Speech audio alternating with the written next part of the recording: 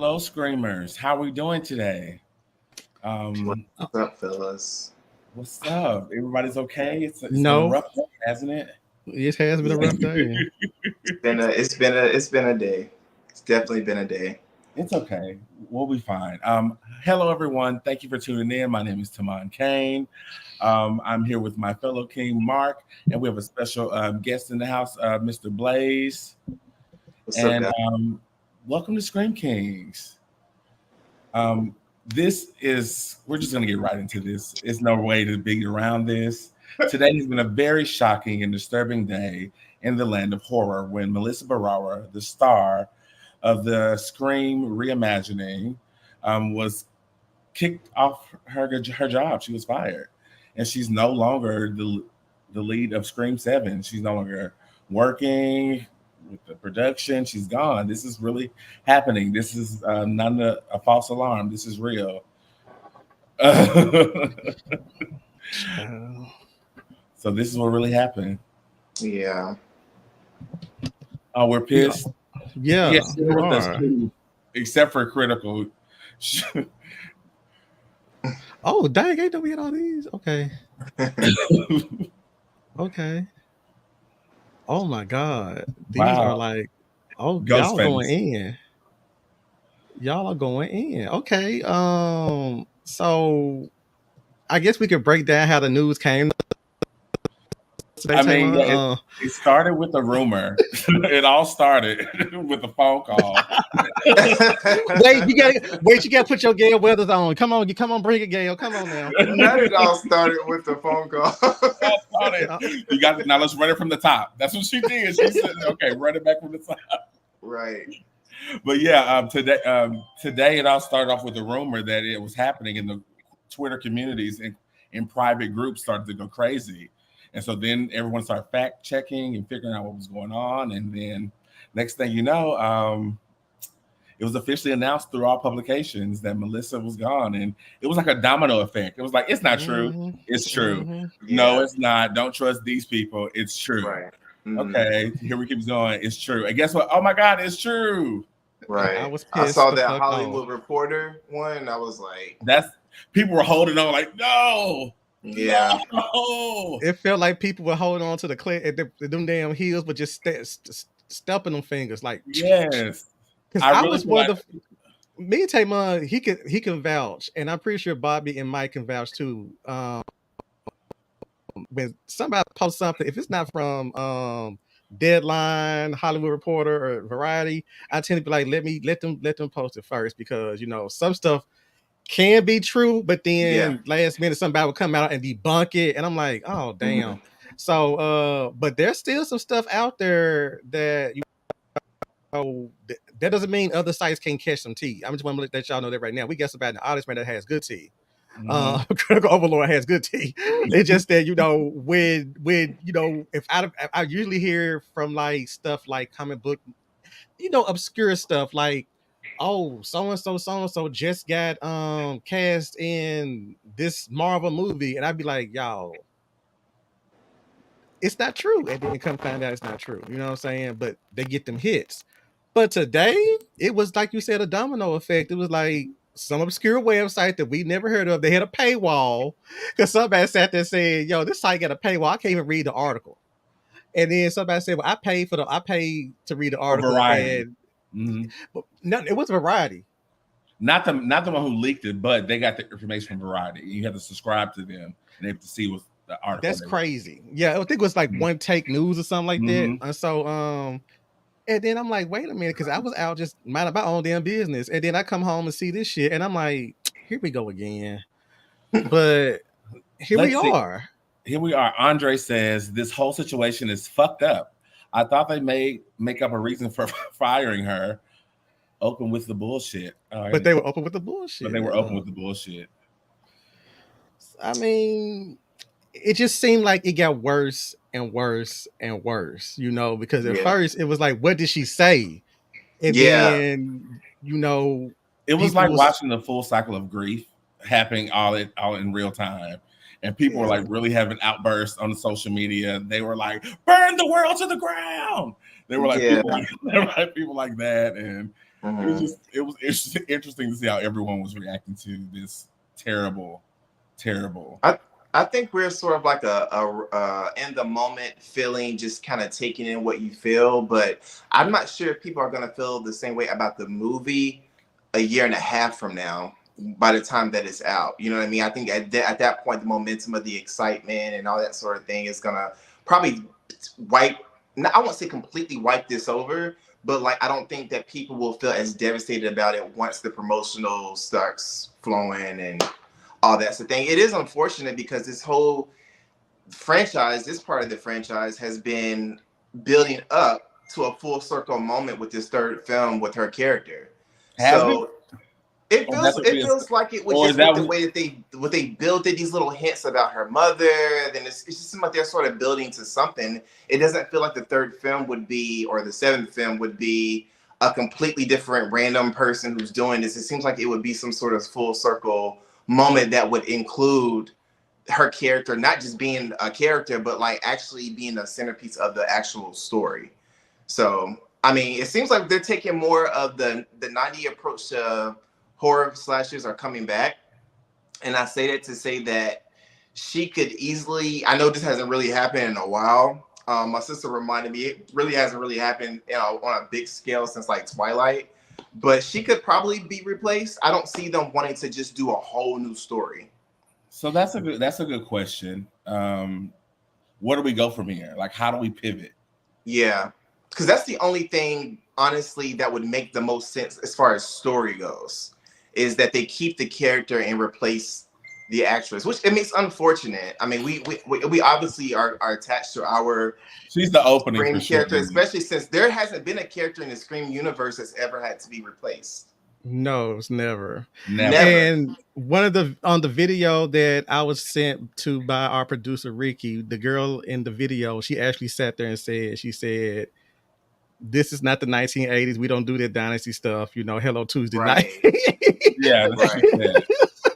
And I was like, she got a point though, because people gonna be like, who is this bitch? You know what I'm saying? Just But, body but double it her. happens, and it seems like it's something that's coming back. If you look at it, it's almost like now the girl from the Interview the Vampire just got replaced recently. They found someone who looks. You know what I mean? So for years they stopped doing it, and I don't know if you guys remember me mentioning Christopher Nolan before, because there's always been this very realistic take, even in movies that are more fantasy or horror, that you just kind of do things in a realistic format. You don't replace the person. But it seems like that format of replacing actors and not substituting them for other characters that are similar to them or all that sort of thing, seems like that resurgence of replacing the actor and just keeping the story, it seems like that's coming back. So I mean, I'm not happy about that, but it just sucks. What have you seen that in? Because I haven't seen that play out on anything. Oh gosh, like I said before, Twilight, Interview with the Vampires coming, and there was one on the tip of my tongue just before you asked me that too. But I mean, it's always been a thing in Hollywood. Are you talking about a more present? No, I know in recent years. I know it's a thing. Speaking of recent years. I mean, and they were actually considering it during the whole Aquaman thing, just before, you know, the whole verdict with that had came out. That was a possibility at that point. But I mean, like I said, Interview with the Vampire is a really big show right now, and the girl had other commitments with Avatar, so they had to replace that actress for that. So it's definitely something that's been happening. Yeah, I think with Interview with the Vampire, I feel like it was, because I don't know, I'm not trying to do spoilers, but we know that Claudia is not. I'm just gonna leave it at that because you have not read the book. So, well, see, I don't know if they've been changing a lot of things though. Yeah, but we know something. I mean, I'm a some things you don't. Yeah, because I will spoil the hell out of this and not even. No, we got real horror fans in. They know what's up. Yeah, because I'm like, unless they do a switch or rule, but they're like, oh my god, a lot of story arcs of the series though, so they might have even changed something like that. Maybe she did it. So I have a question for you. If we were to recast Sam, who would you recast her as? Well, that's another. You want me to let you go first? No, please. I have no. Well, that was actually something that I was thinking about all day today, and unfortunately, just because of the way that people of color don't really get these opportunities a lot, and unfortunately, there aren't a lot of Latin actresses that are of this age range and that have that look that are maybe even unknown, that or maybe even a little bit known, that you could really think of, because we don't really have a variety of Hispanic and Latin women Sure. that people know in mainstream. You know what I mean? You have to kind of go to like a whole nother era of women that are, you know, probably within their late to early 40s. For And, sure. and you know, just this girl likely would be who, if they did do a recasting, she would probably be another unknown. And not that Melissa was unknown before, but this is what's made her, you know, it took her stardom to a different level. I know she had other things that were going on way before Scream, but I think that this is what's kind of made her, kind of put her on a different level than where she was before. So if we were not to cast an unknown, and I don't disagree with you, I think casting an unknown is the safest way to do that without feel like you're pissing on Sam's work. Not saying that this is my solution that I will go with, Mark. I'm just providing feedback on. No, I'm just saying instead of recasting anybody, cancel this goddamn movie. I know. That's my whole stance on it. I'm just saying I want to make that known. That's my stance. I wanted to be known. Is I know me and Taylor be going all day about this, and I'm like, I'm just dead firm on canceling this movie until if you felt that strongly about it, just cancel the movie altogether. And I say that in the sense that because the optics, no matter what was said, the optics on the studio side looks very, very bad. Number one, we got, you know, I know it's not gonna be canceled. I'm just saying they need to cancel it because it's not gonna make any sense storyline wise, and nobody's gonna buy it. See, they trying to match the box office numbers that came from this year's Scream 6. I mean, I don't think they're gonna get that next year. That all this stuff coming on because they better be glad they got their box office numbers without Sidney Prescott. You know what I'm saying? So the optics with it is one, you seem like you don't know how to treat your leading ladies when it comes to y'all's franchises. You know, you got Neve Campbell who carried this franchise from, you know, inception all the way to now. You know what I'm saying? And y'all can ask her for no money. But y'all can give her the money she was asking for. I'm pretty sure she wasn't asking for a Brad Pitt or Jennifer Aniston payday. You know what I'm saying? I'm pretty sure she was asking for a substantial amount.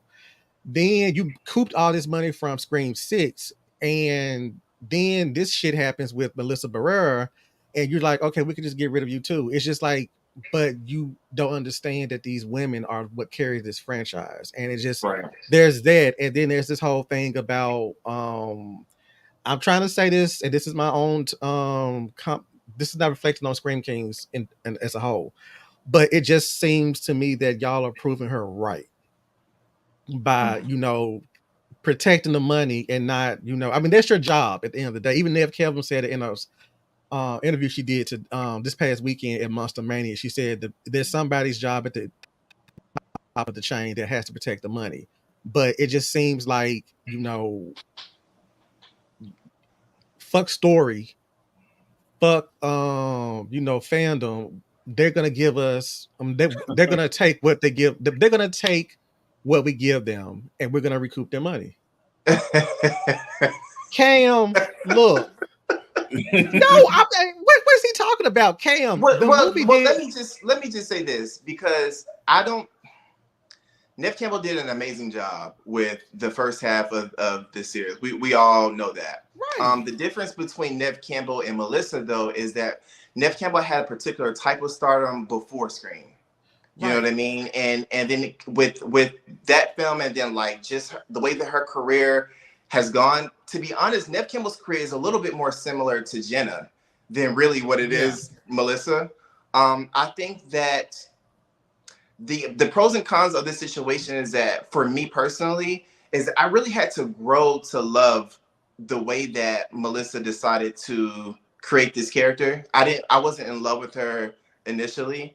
I think that Scream 6 definitely did a better job at sort of like giving more character to her and more dimension.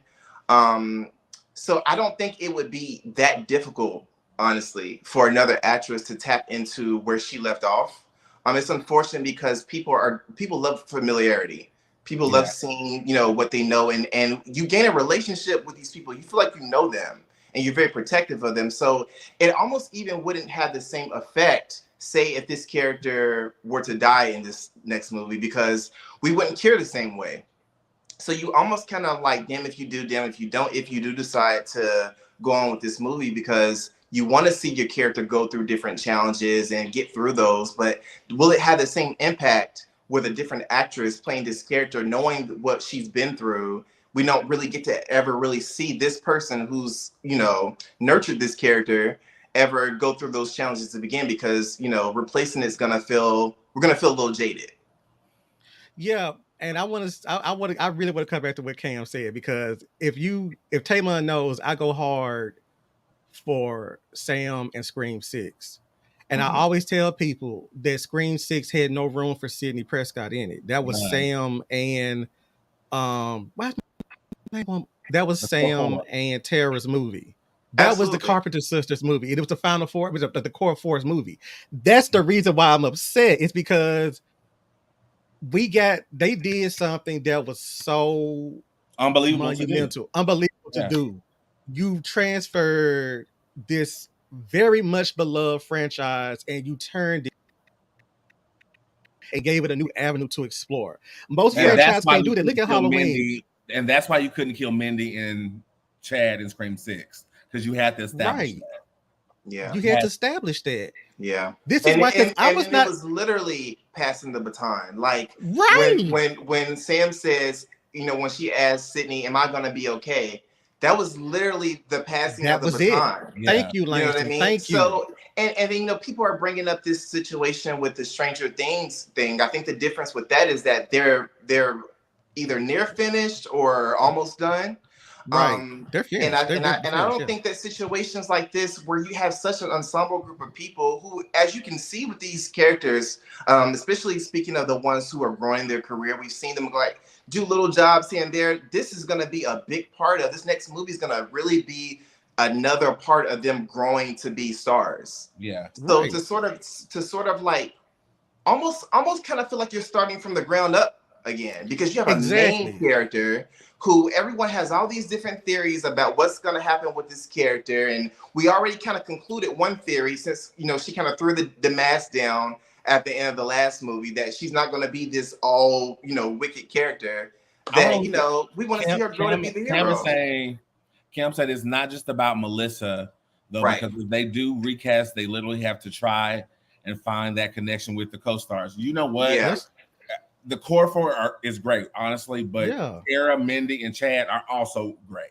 So you I think they can still have chemistry. You could put her with Danny and recast her with a new actress, her and Danny, and they have. But see, the problem is you either put Sam's character in or you don't.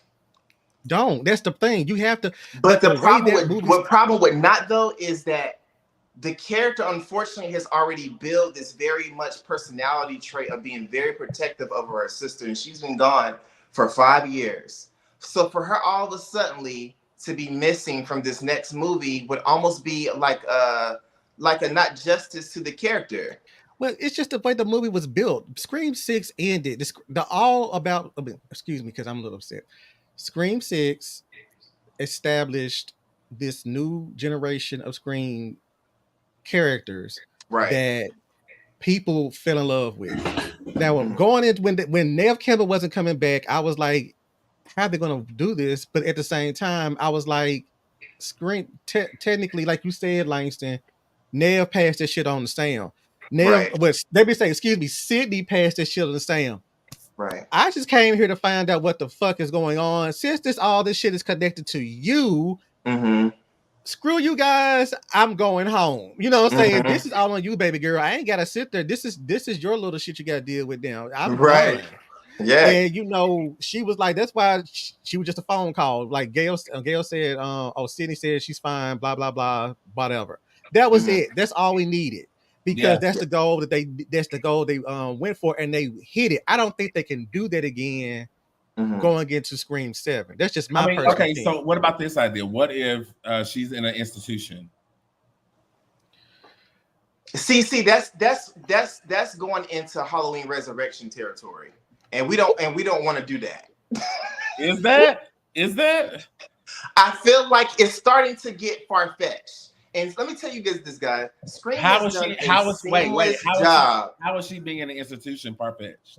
because it's starting to get like all these ideas are kind of being thrown out there, and I feel like Scream has done a very seamless job of movie to movie. Everything just feels like life, and you just happen to have this dash of something that's fantastical. But like once you start doing all the miss, it's just gonna start to feel like a soap opera. Well, this is the cards we have to play with, so we have to figure out Well, a way to I pivot. don't want to. So, well, the Can we millennials. stay out of that as one, much dude? as we can say that this is awful, awful, it's reality. So we have Right. to pivot. So you I have don't like the millennial- mental institution idea. I don't. The I'm be millenn- honest. The Millennial Bear makes a good point right here. Scream has been the most cast consistency in horror franchise history. To now have recast and stuff would be weird. And not only that, but it's Yes. just we all Yep. say the Scream is horror soap opera. You know what I'm Mhm. saying? And some people might do it, but some people might be like, oh, but that's a good, soap operas did recasted all the time. Yeah.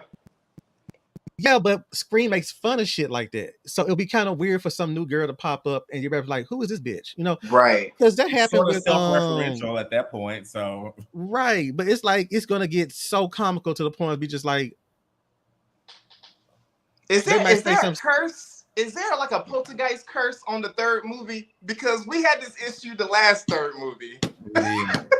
What's going listen, I'm just like, but the thing is now they really gonna have to show us how they're gonna get there because we all know as much as I'm sitting here screaming cancel the movie, this movie is still gonna get made. Yeah. My Yeah. personal opinion is that they probably should have hold because let me just wind it back a little bit. Let me just wind it back a little bit. I don't think we didn't even know she had said these things until the studio Right. brought this out. Right. So I can see if it was an upcry to be like, oh, Melissa, you done did this, this, and that. I hadn't heard nothing about her being dragged on social media. I hadn't heard I've nothing seen the about opposite. right. And so I'm like, so why would y'all sit there and shoot yourselves in the foot now? Yeah. And some people I say, well, just get ahead of the fire before it gets going. But it's just the fact that there was no fire. This is an There wasn't even HR smoke. issue, though. This is kind of like an HR thing. You know what I mean? It would almost That's what it kinda was. be like It having was all definitely your that. coworkers on your side at work, but HR has a job to do. And when you do something Mhm. HR that's not affiliated with that paperwork, it's almost like it's beyond everyone else. You know what I mean? So These are in a facts. sense, These we are as the facts. fans represent the consumer, and the co-workers are the actors. You know what I mean? It's like, oh, and actors and producers and all those people that may be on her side, for instance, maybe, Mhm. right? So Mhm. I think, you know what I mean? For me personally, with this being a new company that's been associated with these movies, even if they are a third movie in, the only thing for me personally that could save a Scream 7 is to bring Kevin back. He's one of the producers. He's Well, one of the producers. I almost need him to come in and write, because that's Listen, what we're look, that's what we're gonna see. Listen, That's the first Yeah. thing I thought of today. That Yeah. just Yeah. go ahead and bring him back in and do the bring him back in the rewrite. right because he's the Yeah. only person who can. Plus, because I don't even think Radio Silence was even going to write the third. Correct me if I'm wrong. They already did. Yeah, And They that already wrote too. the script. Okay, They wrote it already, okay, yeah. they wrote it already. So now they got to sit there and do another rewrite. The Because it biggest just- way to soften this It's blow not a would be to rewrite though. bring I think Nev- it's a whole new thing. It's not a bring Nev rewrite. back, It's bring starting Nev from back as a cast member and a producer. Bring Nev back as a cast member and producer, and bring Kevin back as a writer. Yeah, because this is they're gonna have to do something that's going to appease the fans because Yeah. Yeah. even though we joke on here, Tamon was like, he felt that Melissa was flat at Scream 5. He was. said this. He. I mean, she he's like, was. She was. but then when she came back in Scream 6, and it was kind of like She Radio became a Silence. character. She redeemed Yeah. herself, and so it's just like I don't know. I'm no matter what anybody says, because I've had people tell me that she should suffer for her actions and whatnot, and because if we were in her shoes in our respective jobs, if we said something like that and somebody on social media caught it, we would get canned too. Yeah. I understand that. I get it. I understand it. It's just fact that if it got caught, like let's say for instance, Langston, me and you were Tamon working at the office, and I said something you didn't like. and then you go and you report to HR. Now I'm sitting here thinking of y'all my boys and stuff like that, but it bothered you to the point where you just felt like, nah, I feel like because blah blah blah. Right. I get that. It just seems to me that, like you said earlier with the HR situation, it was just like somebody probably watched it, because I don't even know when this was stated. I don't even know when these comments were. I don't even know which comment. Well, I kind of got an idea because me and Tamar talked about this when we went live. What comment was the nail? Was the Yeah. Well, you know what? For me, in my little bit of research that I've done, I think what made it so interesting was that there we go. She kind of came from an instance of people who just want to understand. She kind of said, I don't really know what I believe right now, but I feel like the media's been feeding us one thing, and I need to kind of do my proper research and figure out where I stand. Those were the initial comments that I saw. I thought if somebody said, see, the friend that told me this said that she said Jewish. I haven't seen that part yet. I haven't seen it either, Langston. So I'm just like, this is different. In this context, this is different because maybe in the context of what she was saying was that her algorithm on Instagram was only showing the Israel side of the one side. So her typing this out like this is just her way of showing that I'm not trying to give them any traction. This is just me trying to be, educated and not give the algorithm any type of, This is what I'm saying right here. Now, somebody can sit there and tell me I'm just over analyzing it, or I'm just trying, but I just think that's what it is, because I initially was told that she said the word Jewish with the $ and the S, and that was what got her out of there. I've heard that too. I just, nobody has sent that to me yet though. I've only got that screenshot, and that's not Jewish, that's Israel. And you can easily, if you look at all her previous posts, she was saying that she could not find anything about what was going on in Palestine, from their point of view. Exactly. I noticed certain news channels have went from calling it the Israel-Hamas war to calling it the Israel-Hamas conflict. You know what I'm saying? Because of all the backlash that people are getting about the coverage of the war and of the situation in the Middle East. So, I mean, and it's kind of like a knee-jerk reaction to something, because Susan Sarandon also was let go from her agency today because of some stuff she said at a pro-Palestine rally. But and so some people say, so why shouldn't they do this and why should they do that? But at the end of the day, I feel like Spyglass's response to this was, to me, more problematic. I'm not gonna say more problematic, but just as problematic as what it was just so quick. It was quick, but they should have been quick. It's quick, but at the same time, it's like you're taking what the Palestinian Americans and what Palestinians are saying is going on over there and calling it false. It's kind of like you're subscribing to that narrative that of the oppression that Palestinians people are getting. You know what I'm saying? No, because it's like, let me pull it up right quick, because it's just the way they said it that let me see. I'm trying to get it up right quick. Somebody vamp for me right quick. Tamar, what's on your mind? Because you got I'm reading the comments. Oh, okay. Yeah. Oh, dang, it was right here in my damn pictures. I'm sorry, y'all. So it pretty much, it says this is where's their statement. We have zero tolerance for anti-Semitism or the incitement of hate in any form. That's okay, because that's a blanket statement right there that everybody puts out when somebody says something left field. Right. But this is where it goes left for me, including false references to genocide, ethnic cleansing, Holocaust distortion, anything that flagrantly crosses the line into hate speech. They just erased everything that the Palestinians have been saying is going on. It's like, we're telling you what's going on, and you're saying it's not happening. It's kind of like a blanket form of gaslighting. And in that comment to me, in that comment to me, in that statement rather to me, you chose a side in this dispute.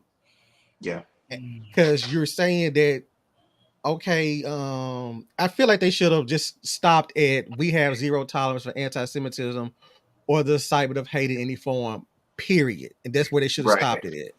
Right. Because all this extra stuff right here, including false references to genocide, that false reference to genocide is interesting. Exactly. Because it's like, so you're saying that this is not happening over there. Like you have a correspondent over there that's telling you, oh, there's no genocide going on over here. There's no ethnic cleansing. Knowing that, because I'm gonna be just dead honest. Most people don't know what the fuck is going on over there. This is all kind of fresh to everybody. That's the key part for me. Because I'm not gonna lie, I didn't know what was going on over there. I just knew that somebody was attacked, a lot of people was killed, people was kidnapped, blah blah blah. But then you go back and do research, and I'm not gonna say I don't know all my shit right now. I'm not gonna say that. I'm not gonna put myself on blast like that. But if you go back, you listen to people, they say this is not new. This is just the latest thing. You know what I'm saying? Like this is just the recent back and forth.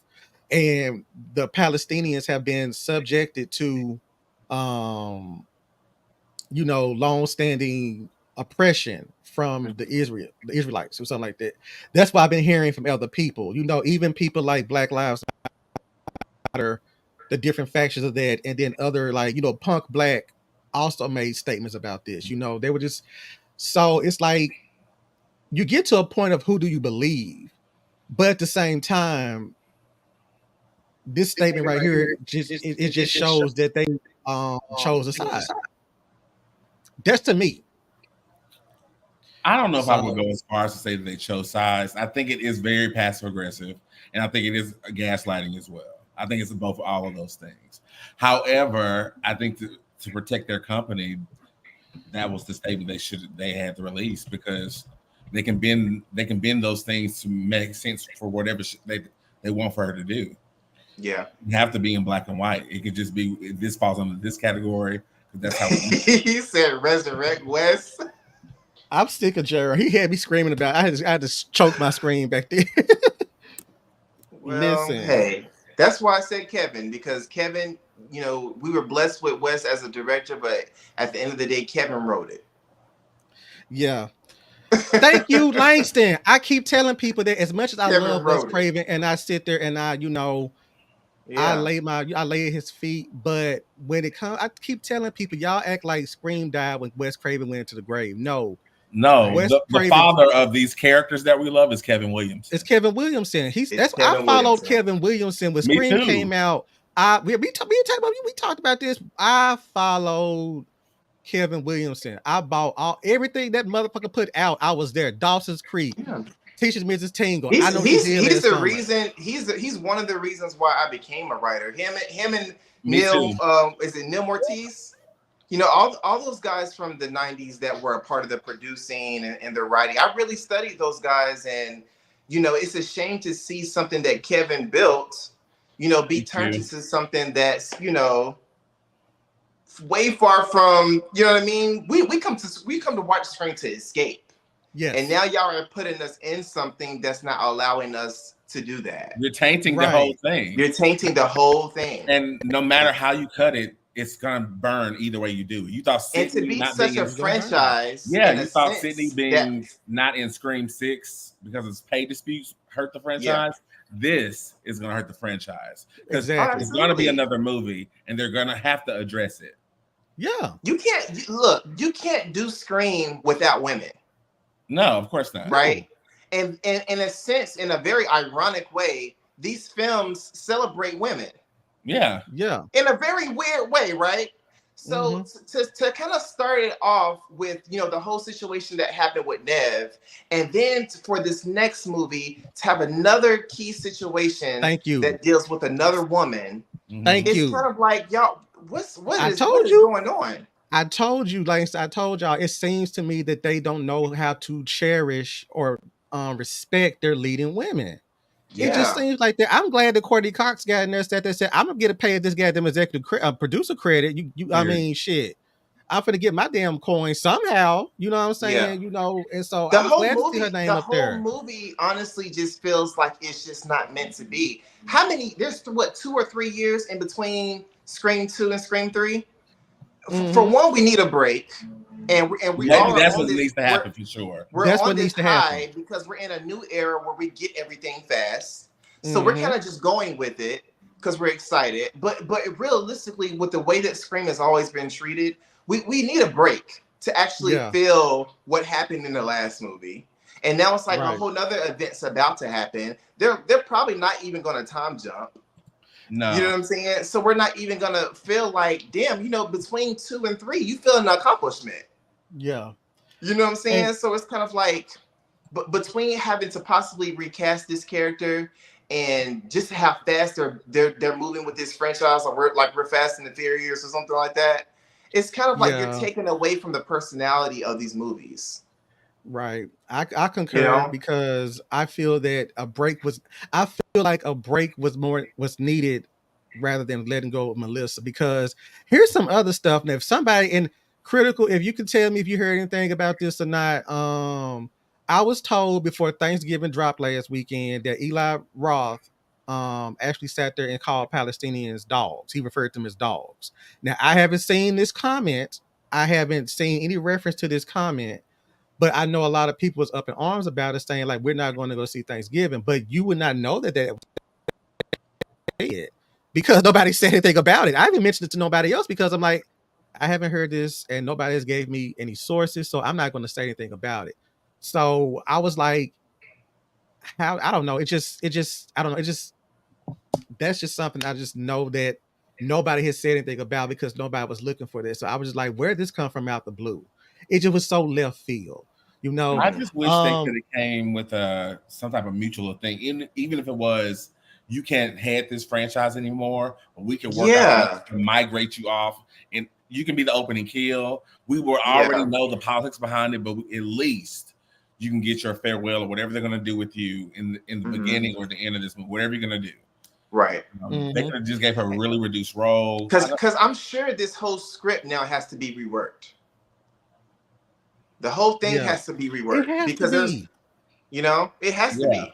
It has to be, because if anyone is giving themselves the responsibility of being a part of the story of this movie, you know that Scream has a very much of a reputation of following a story arc.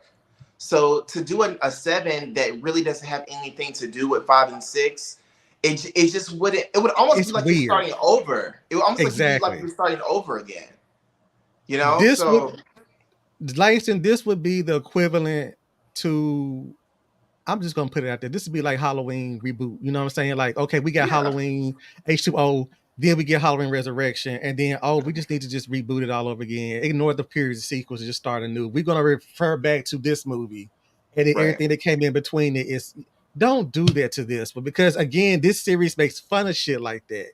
You know what I'm saying? It critiques stuff like that. You know what I'm saying? So it's just like, don't become the joke or the satire. I mean, it's considered a satire, but don't become the satire that you're the thing that you're on satire, purpose. On purpose. On purpose. You know? See, I knew critical. I knew it. I knew somebody else had heard this, but I haven't seen anything personally about this. And another thing I want to bring up, the director who was Michael Lang, Christopher Landon. Michael Landon. It's Christopher. He's from American Horror Story. But he posted on, he made a reaction because I'm pretty sure that what you call it, the gays. I'm working on a post right now about the horror gays, because they are letting Spyglass and Paramount have it on Twitter right now, and my Instagram is getting fired up right now too. It's the names we don't know. Exactly. Those are the people with the power. Yeah. You know? He said this. This is from Deadline. Scream 7 filmmaker Christopher Landon responded to the news of Melissa Barrera's firing by Spyglass over her social media postings over the Israel-Hamas conflict. They're calling it a conflict now. He said, "This is my statement. Broken heart. Everything sucks. Stop yelling. This was not my decision to make," he wrote on Twitter. Then it got on here. Tweet is no longer available, which means Spyglass probably said they told him you might want to take that down or you're gonna be next. You know what I'm saying? So I'm just saying Everybody can get it. Well, everybody can get it. Critical just made another key point that I was thinking about earlier is that this could follow Neb not being a part of it anymore. This could follow Jenna Ortega only had a month anyway. Yeah. She only had a month anyway. So what's probably going to happen if and I hate to say this, but minorities rallying together to make sure that something is fair, often we don't get the treatment that we deserve. You've seen it happen with the cast, Friends, like they rallied together and got more money. Us rallying together for Melissa, I don't really know what that would do. I hope it would do something, because you would almost have to rebuild something that you've built to not even hear out what everyone almost would have to rally together to agree on. But I'm not sure if the other cast members feel afraid or are not willing to speak out or what the case may be. But that to me is the only solution I can see in, possibly getting Melissa back, or it just seems like it's there's no mending fences at this point. It's very early right now too, but I see this as a domino effect. Oh yeah, it's gonna be very messy. It's gonna be very very messy. And that was another thing I wanted to bring up, y'all, is because I'm like that y'all just got back. Everything, TV, movies, stage, all this stuff is getting pushed back, and y'all are now just getting back in the swing of things. Yeah, and y'all want a quick turnaround to shoot. You just sat there and set y'all back another couple of months, because there's gonna have to be a rewrite. There's gonna have to be or a rewrite to casting. The script or some tweaking at least. It's not a rewrite. It's a start over. Because let me just say this. Oh yeah, you start off from scratch. I'm saying that's what I'm saying. You're gonna have to start off from scratch. Everybody can't be Kevin Williamson writing on the set. Exactly. And I felt that we can't. I mean, I'm pretty sure. Me being naive, Tamon and everybody here can probably tell, but you can't. I was like thinking that was like things of the past. Like they've become more professional. But they also always rewrites on the set. There's always gonna be a rewrite on the set. That's crazy to me. That was. But you know what kind of brain you have to have to be able to pull something like that off? Yes. Yeah. That's why I love Kevin Williamson. That's why I fuck with him, because they when the Scream 2 script got out at the pre-days, this is before all the shit we get now. This is in the early days. And he had that he sat there, came up with something, because what, there like 3 different types of endings, and then when the Scream 3 came out, I think they said they only got like the first half of the script, and a certain group of people only got the last, few script the pages, because they were trying to stop leaks. I think it was his Bible. Changed, huh? His Bible. That's what they was working off of. Yeah, but it's just like the whole thing of Kevin Williamson came in with a straight plan. You know what I'm saying? Yeah. From point A to point B, or from point A to point Z for the original trilogy, and without the shit that happened with Kevin, he was too busy on Dawson's Creek and trying to do his own movie and stuff like that. It's understandable he wasn't available. Neve Campbell was like, I don't want to be a Scream queen, and she kind of like had a role reduced in Scream 3, but they still made it work to the point where it made sense. Of course, she would go into hiding. You know what I'm saying? And they just hit all the, Melissa, Jesus Christ, Courtney and David. And y'all need to give her props. Parker carried that damn movie until them came in the third act, really. So it's just like, they carried that movie. And a lot of people shit on Scream 3, though. But I feel like me and Tate Munn are working on something about why it needs to be respected. Yeah, well, you know how I feel about Scream 3. Like, I don't feel like it's as chaotic as when I seen it explained to me. That's when Scream 3 just seems chaotic. Because I've watched about 2 or 3, and I was just talking to Tamon about this. I've seen about 2 or 3 documentaries about what was really happening. That's when it felt chaotic. Mm-hmm. You know what I'm saying? It's like, golly, that's what y'all was going through? But actually seeing it, to me, the only thing that feels maybe a little bit just left field is the comedy. Yeah, the comedy was more a rom-com. But you know what? It's so ironic that we see what we're going through now, and you see that Gail and Dewey were pretty much the leads of Scream 3. Yeah. And it almost kind of makes me wonder. I'm not saying that Chad and Mindy are Gail and Dewey, but in a similar sense, it makes me kind of wonder what would a Scream 7 be like with Mindy and maybe Chad and Tara being more the leads. Hold that thought. Hold that thought. We're gonna go to commercial, and that's next. We're gonna go to commercial. When we come back, we have to talk about what would we do with this franchise next. Like, that's a great idea. How do we pivot? Yeah. You come back from commercial, have your ideas in the comments, push past, you don't want to do it. We have to do it. They hired us. Spyglass sent you a check and say, hey, come work with us on Scream 7. Exactly. When you come back, we need your ideas. Right.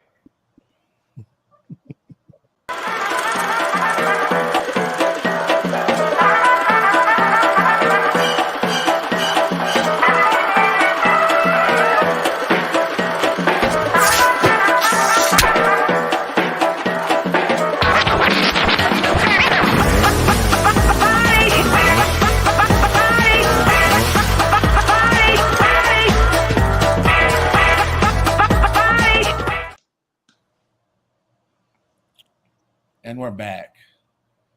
Killer Card Game. Check them out on Instagram. It's a really cool game. I never have the cards next to me when I need them. It's a really fun game. If you like murder mystery, you like Clue, you like slashing, you'll love the game. Okay, I'm going to check that out. I'm excited. Yeah. We should play. Since you're here, we should play. Y'all played this before? No. We can't play right now. But okay. Yeah, but we need like 4 people. Mark, you're here too, right? No, Mark's in Tennessee. Oh, you mean I didn't know y'all both in the Blaze, I didn't know you was in Atlanta. I'm sorry. I thought you were in Atlanta. No, I'll be in trouble right now if I was in Atlanta.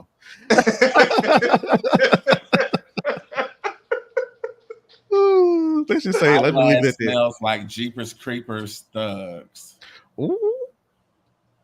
I don't know if I want to make that comparison. Ooh. Yikes. Very okay, yikes. Fellas. We are in the creative room. They've hired the 3 of us and our friends in the audience to pitch ideas past our personal bias about what we should do with Scream 7.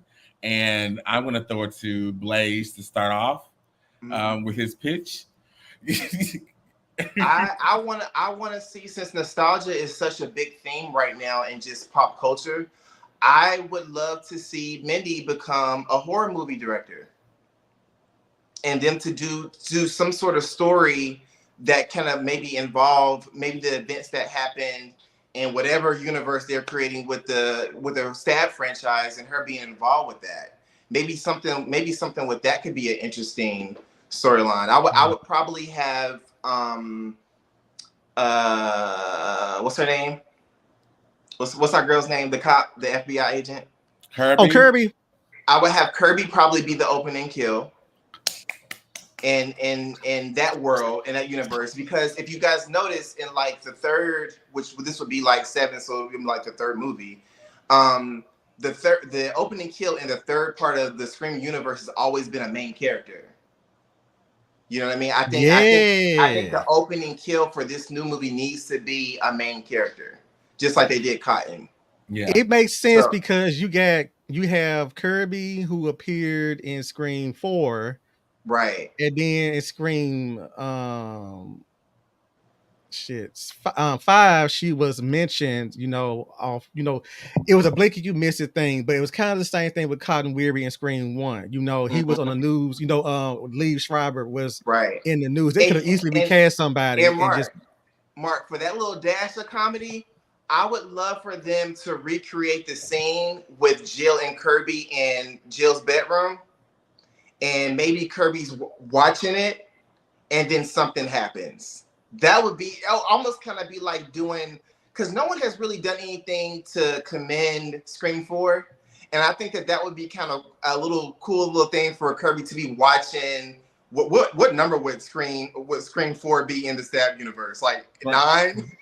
I think for her it would to be watching herself in the movie, and maybe she turns it off when she hears something.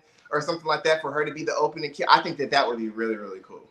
Yeah, because number 8, I like his, because like what Cam said, it matches with what Langston just said. Since they low key following the formula of the original trilogy, might as well match third for third, but execute it differently. Because the first movie, I mean, the Scream 5 took it back to Woodsboro, right, or rather kept it in Woodsboro. right. Then Scream 6 took him to college. At college. Right. Let's take this shit back to Hollywood, because I like the idea of but let's do it. Let's do it better. Yeah, that's what he was saying, but executed differently. But are we talking about maybe a true crime show where they have? No, I want to see. I want to almost see it like I don't know if I mean a true crime show. I would want it to be like a stab movie. You know how Roanoke was. You know how Roanoke was on American Horror Story. Mm-hmm. Yeah, that's what I was thinking. It would be cool if they did something like that, because you can have, again, the cast members of the true crime doc, right, who are recreating these characters, get knocked off. You know what I'm saying? Right. And then they could easily sit. That would have been a great idea if they had out a fire, Melissa. But we're gonna keep it because I thought that's what they're gonna do with Tara. But she was going to have like a Sidney Prescott Scream 3 type thing, where she was going to be away from all the action and then come in for the third act, like that month you said she had to film was going to be all the third act. You know what I'm saying? Right. But they might need to do that with they might have to end up still doing that with her, and then say Sam. But the thing about Sam being in an institution, it seems like dead off screen seems very direct to video to me. When for example, House on Haunted Hill, the sequel, Return to the House on Haunted Hill. In the original movie, it was only two survivors, Sarah and Tay Diggs. Right. In the sequel, it was her sister, and she said, "Oh, my Sarah killed herself." I never saw it. Well, it was a sister who went back to the house with some other people because she said Sarah was trying to tell me something, but she killed herself. And I'm like, such a great character to sit there and just throw her away like that. Yeah. So it was like you can't kill her. You can't say she's living her best life like Sydney, because she whatever. You can't say that. So we have to figure out something. How do we move forward? But maybe we do poltergeist it and say, she's off to college. Remember when the sister, unfortunately, when she died in real life, they sent her off to college. She might could be somewhere else. She might go into a what you call it? Shit. Because hey guys, it's not far-fetched, because what was Tara saying? She said, "Let me go," right? Yeah. So it almost would be paying homage to that idea of her finally letting her go. She's like, "What are you doing here? You're working a shitty job. Where's your life?" Maybe she was finally trying to get her life together. I think that she should be going. I think that, because the thing is, a lot of people are gunning for really Sam. They're not really gunning for Tara. They're gunning for Sam. But Tara is adjacent to what. But I'm just saying, Tara is that last link of me and Taylor said this in our previous show. I'm just gonna say it. Helen Shivers died so Tara could walk. Exactly. Because in a sense, because for me, Jenna Ortega has always been I've always been Team Tara, as far as like, she is who I look at. I don't hate Sam. It's just that they almost kind of like in a lot of movies where the supporting character always is always the person that the fan does the most fan service. And for me, I just feel like the Tara character is just more interesting. It is. She's more dynamic. Yeah. And honestly, she's more of a Sydney than Sam is. She is. And that's okay. That's not saying that, because that's not what she was supposed to be. She's supposed to be different from Sydney. Yeah. But you gave us Sydney, and we automatically flocked to it. To her because she's the only person survived her opening. She would have survived in that hospital. I can see Sydney going through all those moments. She's the final girl. Neve Campbell she's in that Jamie kind of space where not a lot of women that are leads in horror movies have this impact. No. They don't. No. So it really, if Jenna Ortega was Sam's character, I honestly think that this would be a harder blow. Jenna did what Melissa did. Yeah. I think I'm be honest with y'all. Jenna's execution of just characters overall, I'm obsessed with. Right. I'm not obsessed with Melissa's performances. I'm obsessed with the sisterhood that they built for this franchise. Right. But That's the thing. Tara really could hold this story by herself. That brings us to what we're talking about. I love the idea that she said, let her go. Let's focus the story. And if we're going to stick with this whole Scream 3 thing, we can do that. Or we can say Danny and Sam are literally somewhere else. They should be. They should be. The reason why I say that, because I was going to say, I was trying to get the word about mine. I kept getting stuck on it, but witness protection. Put Sam and Danny in witness protection and let Mindy be in Hollywood directing her movies and stuff like that. Chad is with Tara, because we saw them, and they could be. Everybody separated. You know, they're all in LA. They're all in LA, but separated. I just feel like Melissa, Jesus Christ, Sam should be in witness protection because there's still people gunning for her. They blame her for what happened with Richie, and not only that, they blame her for fucking up Richie's plan of creating more stale films. Yeah, because this is a cult. This is a cult or a cabal of people, or a swagger of what would they call it? A gaggle of A's from the Pretty Little Liars or some shit like that. Yes. You know, one A falls, another one is another one's activated. You know what I'm saying? So it's gonna. So Sam probably has it, because the thing about Sam and Tara is like they're always, because they have all this history with Sidney Prescott before them. They're like 10 steps ahead. They know, well, except for Sam, Tara, she kind of like was determined not to become a Sidney Prescott. You know, she was like, I'm gonna live my life. That just happened back there. I'm not. Sam was always on it. Like, yo, let's go. I got all this. I got the tickets and everything. Let's go.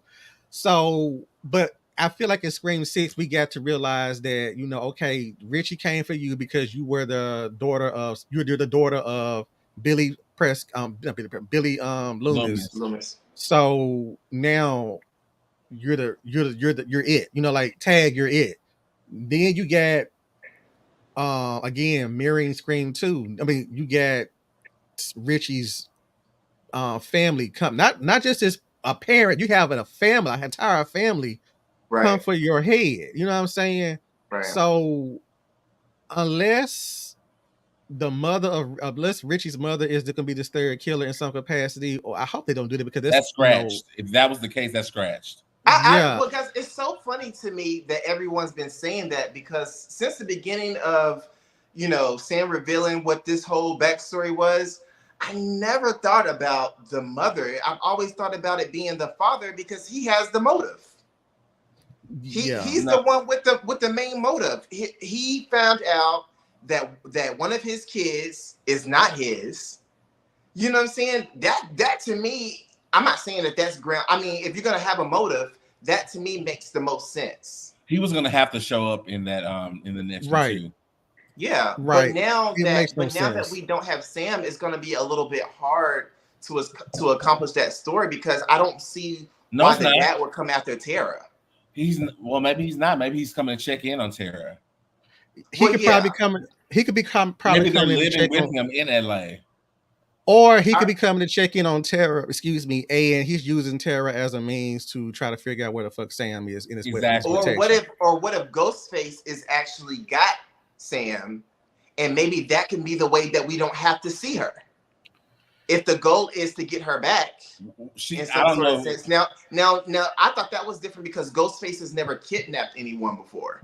And maybe use that as a way to maybe get other people, but maybe because even that, if say for instance it ended with them getting Sam back, then we maybe the blow won't be as hard, because then we didn't have to hear from her the whole damn movie. I feel like they should go the route. Works.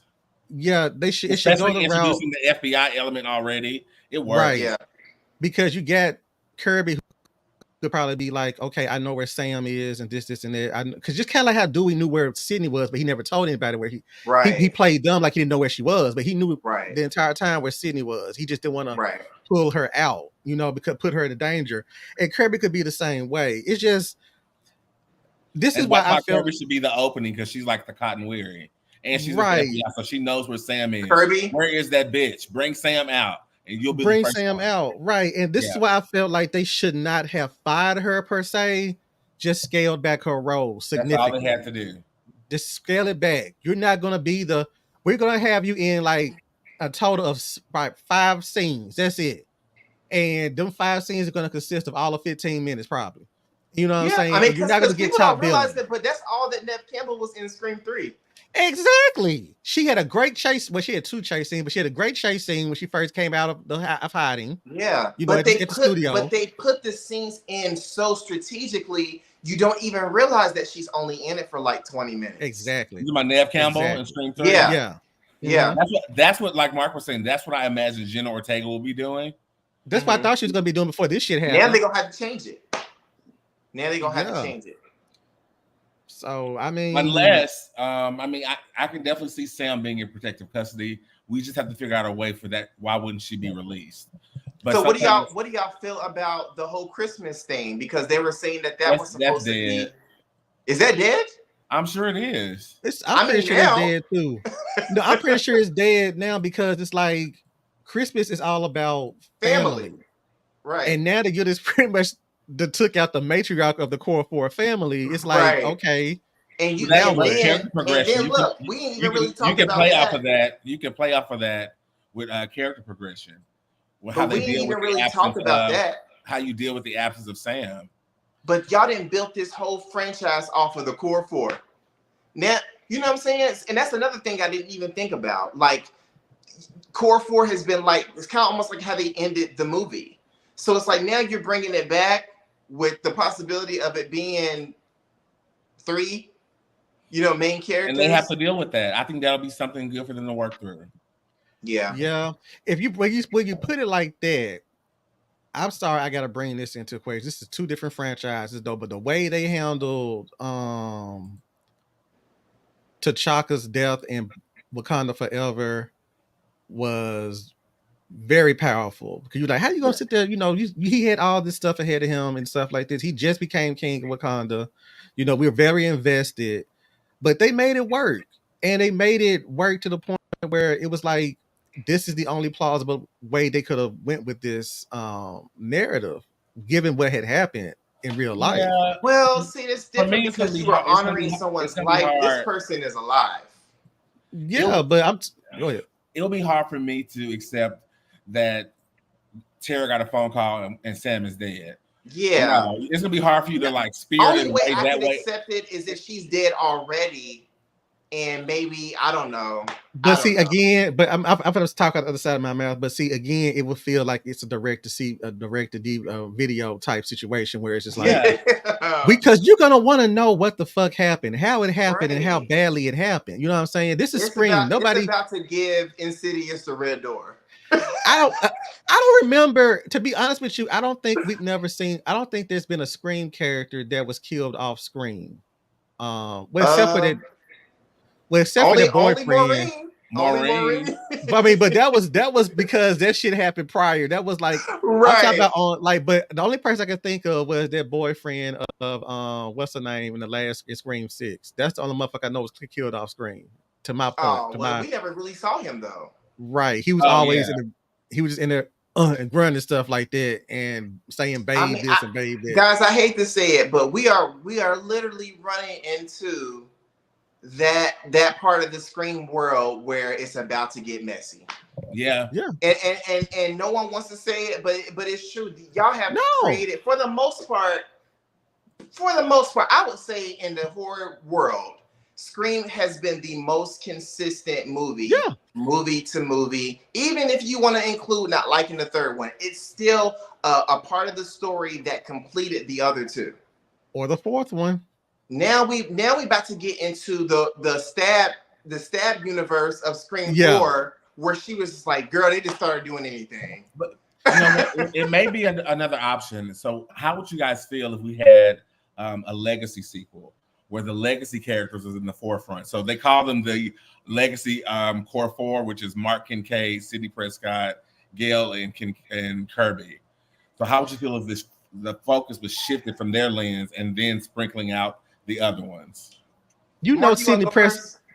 I'm gonna go. Sidney Prescott fan in me is like, of course, I would love to see us, a rehash, not rehash, but like a reunion of sorts of all the previous Scream survivors and stuff like that, and have them have their fun. But it has to be like a complete film. You know what I'm saying? Like Yeah, their story is done after this movie. Now we need to go back to what happened. Maybe they could broker a deal between Melissa and Skyglass later on down the line and be like, yo, we can bring you back.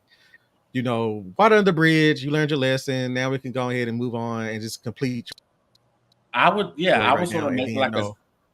I would sort of make it like a spinoff almost, but it's still the seventh movie, but the focus completely. I would just sort of have it focus on Sydney and what's going on in her life because she hasn't been attacked yet. Dewey was attacked and killed.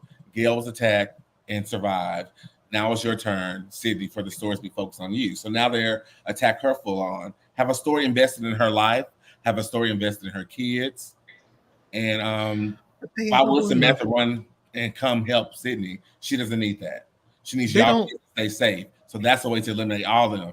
If you want, I like the thought of all of this. It's just if Sydney my hit a hit. Problem is another Sydney motive, another motive to kill Sydney Prescott. Like absolutely. I'm not sure if I'm looking forward to a motive to kill Sydney when I've already seen that. So maybe it's not just Sydney. Maybe it's the legacy members themselves. But what's the motive? What's the motive? Maybe somebody to kill anything that's attached or associated to stab. Because the thing of the matter is that I do know there is a commentary. Like criticals get it back to a point that body Quinn was swapped for.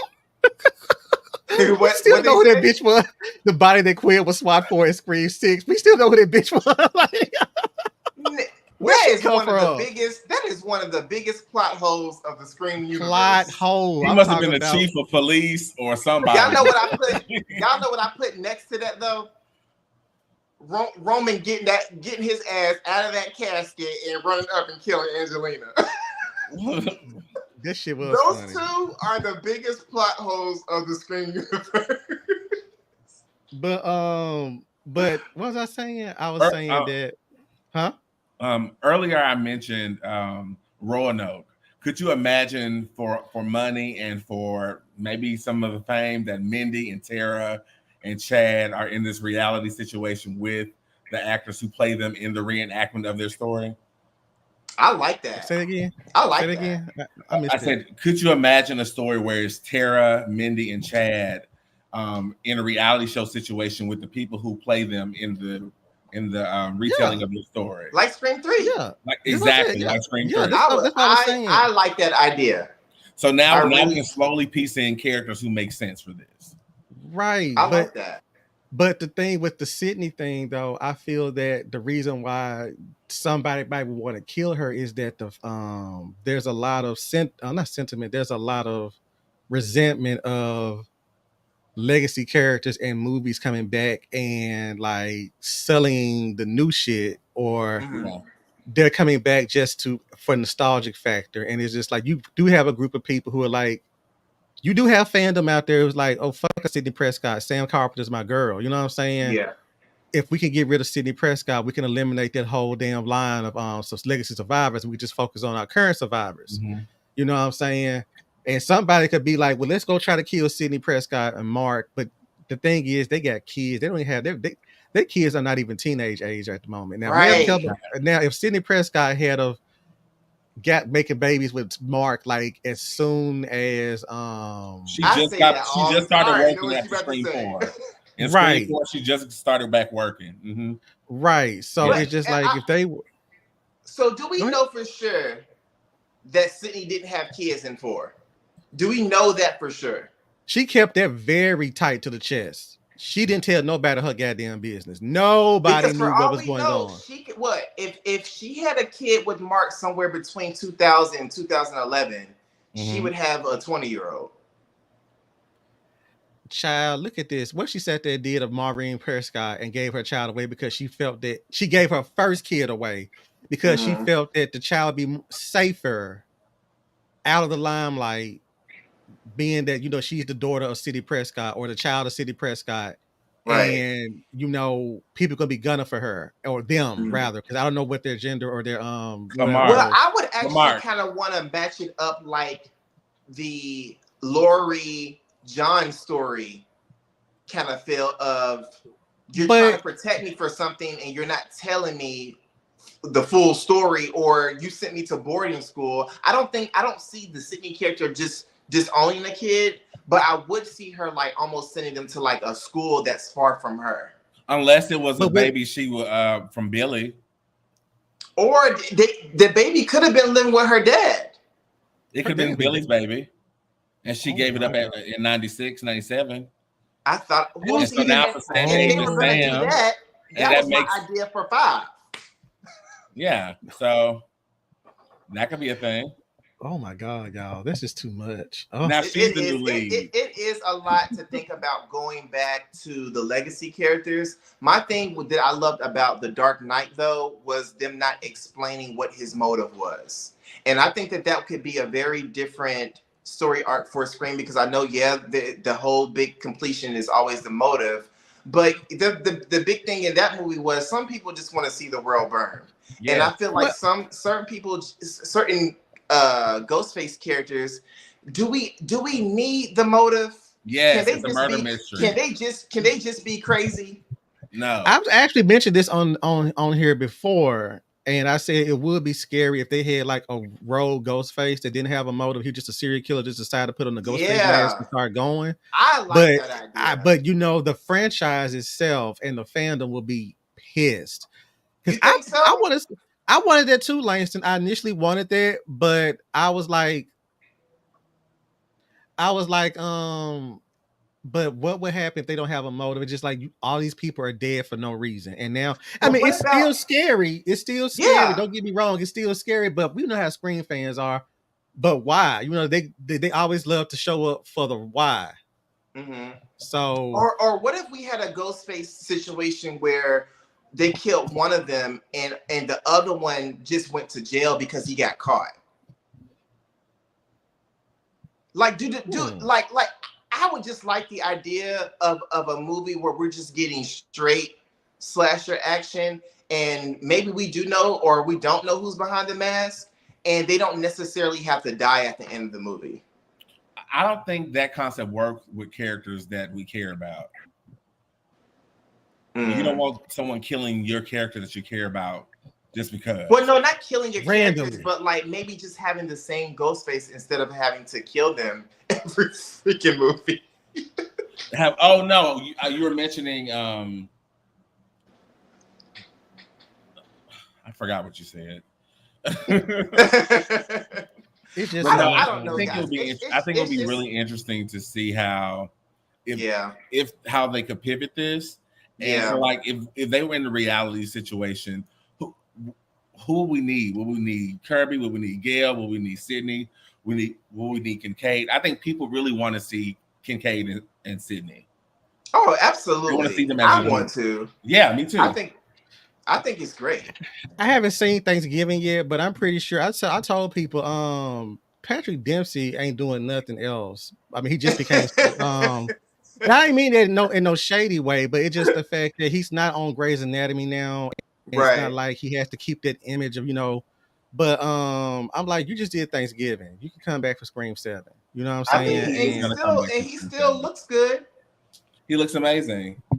I definitely could see something that involved, but you got to give Sydney real like intention. Sydney's. I mean, we wouldn't have even got Sydney had she not lost Dewey for 5. It just made all of that made sense. You know what I mean? And I know that both of you guys know this for sure, that like Kevin's intention was always to give Sydney a happy ending. Yeah, I would just love to be able to actually see that. We've always seen Sydney end with trauma for the most part, except for 3. You know what I mean? But even a little bit of that was implied that something could happen. Literally, the door was open. You know what I'm saying? So I would love to see a story where Sydney finally, we actually get to see her whoop ass and, her be happy at the end of one of these films instead of walking off campus like she did all depressed at the end. Listen, Sydney tried her best. And she did her best. Yeah, Sydney deserves a life. I don't want her to have the post trauma effect of Laurie Strode. Like, let's let Sydney She last already for has her that. life. It's over. It's over for that. Right. You know what? I really think that Jenna, if she's on board, I think she could save it. She could save it. And everyone's like, Mindy killed Mindy. She has no character development. Now she could push this movie back because Jenna's gonna be in Romania for 5 months, and put this next movie out in the end of 25 or the beginning of 26. Because at this point y'all don't really care about the people I'm saying that are part of the production. Y'all not coming across like y'all care about the nurturing of this movie. Y'all just want this money. You know what I mean? And I feel like even with the parts of Scream 6 that we didn't like, it still felt like y'all cared about this franchise. So don't just do this. Well, that's evident, right? It's very clear they love the franchise. They were careful with things. They were sloppy in Scream 6 for sure. Yeah. But from Scream 5, they really wanted to show that they cared about the movie, and they only planned technically to do one movie. And so they gave us another one in Scream 6. And so maybe you could say that the Carpenter sister storyline is done. She did drop the mask. She did. It's true. I mean, that could be the end. We could start with a whole new group of kids, and the core four now really becomes legacy members, and we start having a whole new story. We can go back to Woodsboro. We can go to LA. We can do whatever we want to do now. We can stay in New York. Give it. I know y'all don't think this is probably realistic, but give it to Mindy. Let Mindy be the lead, and let Tara get a piece of it too. I can see that if they do it right. But you really got to make people almost give Mindy the story that Randy didn't get to have. The problem with Mindy is like she is used for a trope purpose, but there's no thought about how else she can be utilized in anything. What made the characters of the original trilogy so important was how they were used. Gail discovered everything. She broke down the entire story. She told you, she put the story together. Her dynamic with Dewey, they're great on screen together. They were perfect. And Sydney is the great lead. In this one, they don't know how to shuffle, how to give people where they should be putting the focus. Tara should have been. Because Mindy's biggest impact has been comedy. It's been comedy, and that's it. Let her get in there and start solving problems, figuring stuff out. Make them the new trio. What? I will give her this though, Timon. I don't think that Mindy gets, or I don't know the real actress's name, which is another one. I don't think she gets enough credit for the requel explanation scene. I really enjoyed the Scream 5. Yeah. Oh, it was amazing. I didn't like her in Scream 6, but Scream 5 I feel like I was learning something. She was creating something. I've never heard the term requel before, so to hear her explain it, it seemed like she was just freestyling. Like it didn't feel like these were lines, like she was saying it, and it made me like, wow, I digested it differently coming from her. I just think because this character has not been the lead, her main, personality trait in this movie has been, I've been stabbed and I've ran but my main thing is comedy. Yeah. And it's so funny because so was Randy, but Randy was just digested very differently. Yeah, he was. Yeah, but it was because it was so in your face. I think they intentionally started not making Mindy a trope, but just giving her those monologues, but they didn't know how to follow through and where to put her next. Well, the Scream 6 monologue felt forced. The monologue? Her explaining everything again. Yeah. It felt very forced. Yeah. Think about how they did it in Scream 1 with Randy and telling everybody, and in Scream 2, him having a one-on-one conversation with Dewey about the rules of the sequel. If she would have sat down with Gail, with Kirby, or with anyone at the police station. Right. Even the scene with her and Kirby felt forced. Yeah, it did. It did. It's because it's almost like, Kirby, you're an officer. This feels really feel as appropriate anymore. It was. I feel like they didn't know what to do with either one of those in that scene. Like they had time to feel, and it was like, well, this is right a scene for Kirby and Mindy since they don't get that much time. It didn't feel natural. I think that they would quiz each other. I think that how that horror standoff, that idea of it was great, but maybe it was a chemistry thing. Yeah, it could have been a chemistry thing. It didn't work. It could have been Kirby's wig. Could have been a reason. You will throw that in for any reason. Yes, that's a reason that could be happening. Oh my god! So in y'all fantasy, right? Who is the actual lead of this movie? Of Scream 7? Because for me, it's Tara. Gail. It would be Tara because who else? Gail. For me, it's Tara. It's Gail. It's Gail. Boy, I have the full story. Boy, Courtney Cox was probably hurting after that epic scene she already had.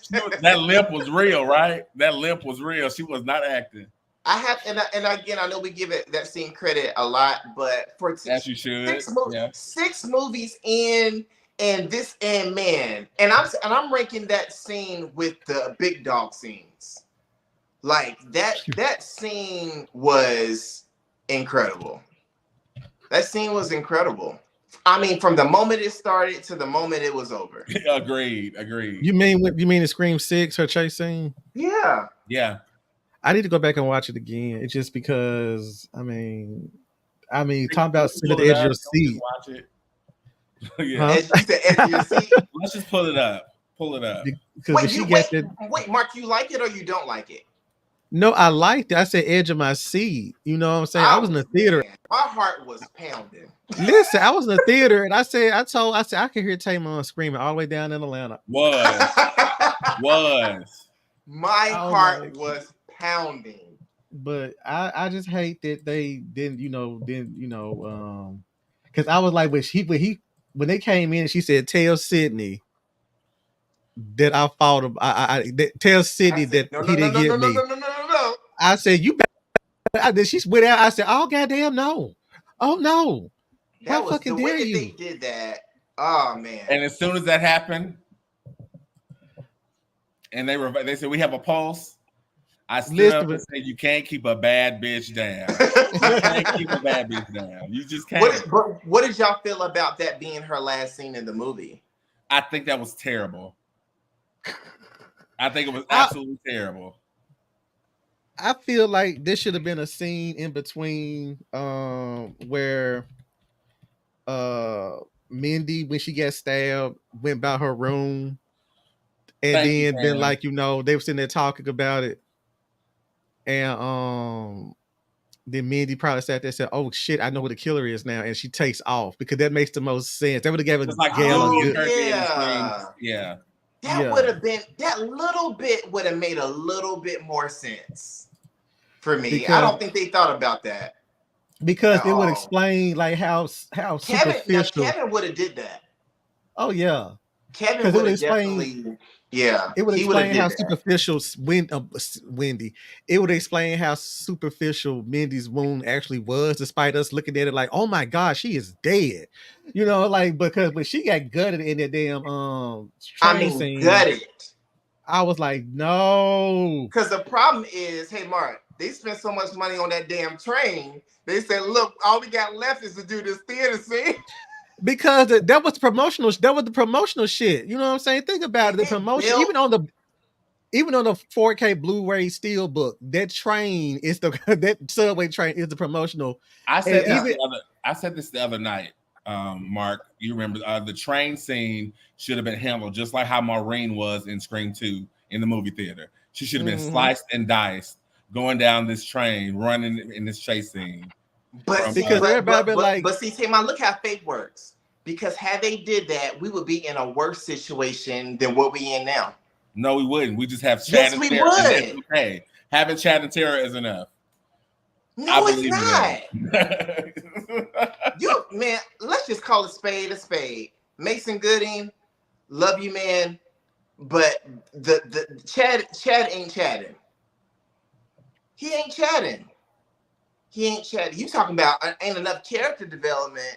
Goodness gracious. They fleshed him out some more in Scream 6. He is there. At least Jerry O'Connell was acting. General O'Connell had face, and had. Chad ain't doing nothing but being cute. I'm sorry, That's y'all. enough. I'm still upset. It's not for a Scream. It's been 26 years. It's been 26 years. Wait, has it been 26 years or 25 years? 27. It's been 26 to Scream 2. Oh, Scream 5 was it's 27. So it's been 27 years. 26.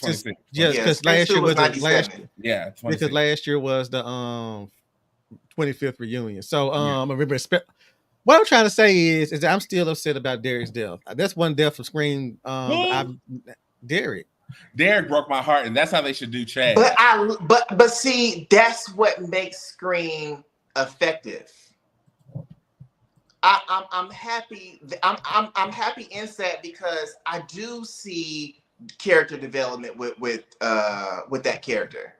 But that's what makes Scream effective. When you do things that are not effective, or you give us false things that aren't what they were or what they seem to be, it's kind of like, damn near Scream 6 could have kept Annika alive if you gonna keep. But see, the thing of the matter is that Scream, they had that moment. I'm gonna be honest with y'all. As much as I liked that he survived that shit, when Chad got gutted the way he did. Which time we talking about, Mark? I'm talking about the very end. You talking about the 6? I'm talking about part 6 when his ass got just shanked. Yeah. I was like, they done killed this motherfucker. That was his Dewey moment, and that was his Derek moment. That was it. If they don't have a scene in this new movie with Chad taking his shirt off and we get to see all those cuts, they got to do something like that. Yeah, that's good for his character development too. It is. Yeah. Absolutely. But you know what? I think Chad, if he had the room and he had like the right director and he had Kevin's writing, he could be a very compelling, great character to pair with Jenna Ortega. Right. He doesn't have Wes's direction, but I think he understands his character more. He may have needed some more time, just like Sam needed more time. Right. But we'll never know. Does Chad still play football? He had on a hoodie. Because hey, opening kill scene in a football locker room, that could be amazing. I don't think they didn't crack do a time jump in. Well, he don't have to be in the NFL. No. I mean, like college level. No, not NFL. That's what I'm talking about. Do it while they're in college. Kill him while they're in college. Then do the time jump. Cam, I see that. Can we take a moment? Since Scream 6 or Scream 2, Gail chase scene, which had the most suspense? Well, you can't. Now you would almost have to take it in the effect of just not knowing the series and just looking at it, because they're for two different reasons. For 6, it's because we love this person, and we don't want to see her get hurt. But for 2, it's because of just the mere reason of seeing someone go through all these different walls, and we don't know where he is, and now he's sliding over, she's over, because we are her in that movie in 2. Yeah. In 6, we just want to protect her. Yeah. So for me, it's almost like two different reasons, depending on, do you know the series, or are you just watching them all and just kind of selecting? So objectively speaking, right? Objectively speaking, if I think suspense,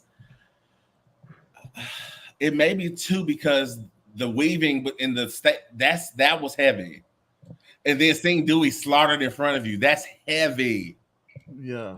Yeah, but so is seeing Gail lock a door and then be confident enough to open it with a gun.